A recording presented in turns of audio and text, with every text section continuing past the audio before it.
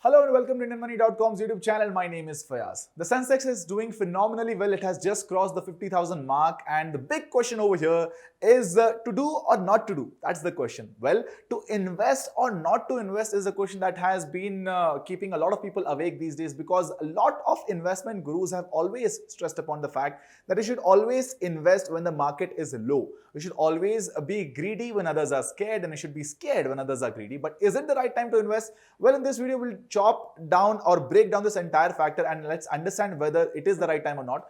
And the popular line, or maybe the best line that I've heard or read about in the recent times, is that about the entire rise of Sensex and the fall of Sensex is that the time will never be right. I mean, you can never wait for the perfect time. The perfect time is now. This is indeed the right moment that you should be utilizing, because today the Sensex is 50,000 and we are cheering about it. We are getting bonkers about it. But tomorrow, if at all it reaches 60,000, again we'll think that, oh my god, I mean, that the timing was right. I mean, that time the Sensex was still 50,000 and we could have invested, but we waited for the market to drop. But maybe the market did not drop from that and it started picking up again. So maybe you'll have to wait for another pandemic to hit the economy. Only then you'll be able to get the favorable figures. But for now, I think you should definitely go ahead and let's understand what are the key tips that the equity investors should keep in mind before they choose any kind of shares or any kind of stocks to invest in their portfolio. So without further ado, let's get to the point. The number one thing that you have to keep in mind is that you need to take care of the allocation aspect. And there's a very basic thumb rule about how much money you should keep in equity.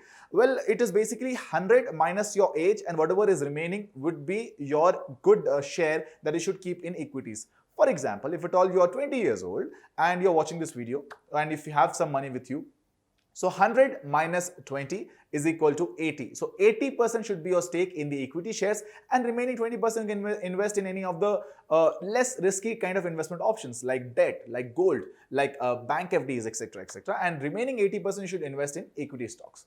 Now, how do you choose? How do you figure out what kind of equity stocks you should choose? And that brings us to the next topic, which is the diversification, the next point.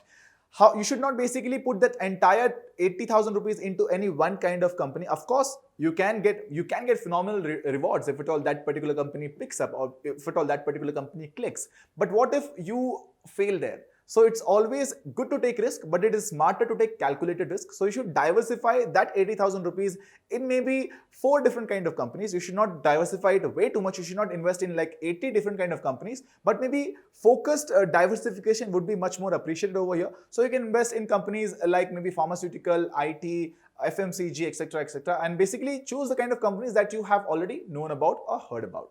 The third thing that you have to keep in mind is the factor of conviction. Do not always go with the companies where your friends are investing, or maybe your financial advisor has told you. Do not go with the companies which probably you might have read an article about, or maybe you might have seen a video about. Always invest in the companies that you understand. Warren Buffett, the world's like biggest investor right now, he always stresses upon this particular fact that you should always invest in the companies that you know, that you have heard, that you see, that you probably consume. And these kind of companies are the companies that will help you fetch revenue, that will help you like increase your wealth.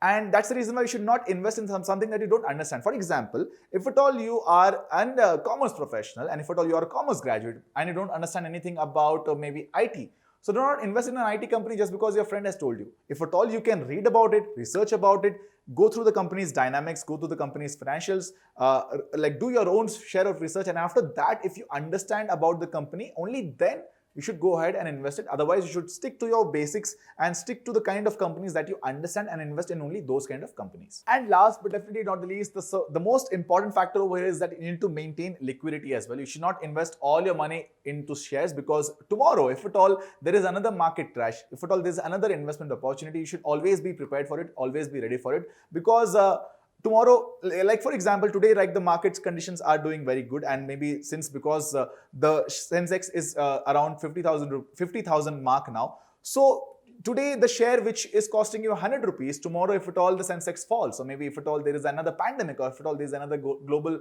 situation where the market falls down, you should be able to invest in the company's share which probably today is costing you 100 rupees, but tomorrow it might cost you 40 rupees or 50 rupees. So you should be in that particular position where you can take advantage of the different kind of market situations that are coming up, and that's why it is suggested that you need to maintain certain amount of liquidity with you while you get certain opportunities to invest in stocks.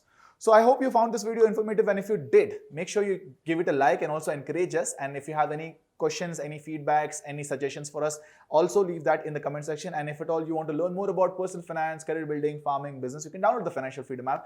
There we have made more than 55 plus courses which are available in 6 different languages, and that are basically going to help you become a wiser and a richer version of yourself. And I'll see you again next time in the next video. My name is Fayaz. You're watching IndianMoney.com.